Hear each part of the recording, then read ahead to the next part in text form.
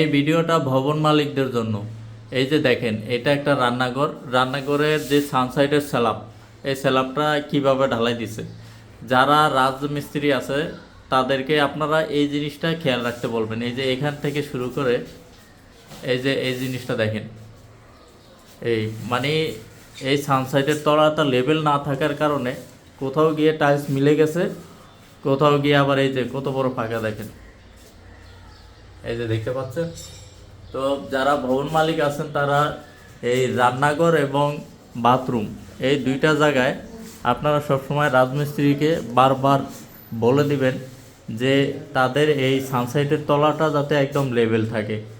Level না থাকলে এই ধরনের এই ধরনের সমস্যা। এই যে দেখেন, এই জায়গাটুকুর ভিতরে কতটুকু বেশ মানে এখান থেকে স্ল্যাবটা উল্টা স্লোপ হয়ে গেছে এখন, দেখতে পাচ্ছেন। এই দেখেন, স্ল্যাবটা এখন উল্টো দিকে স্লোপ, কারণ মানে ভিতরের দিকে স্লোপ।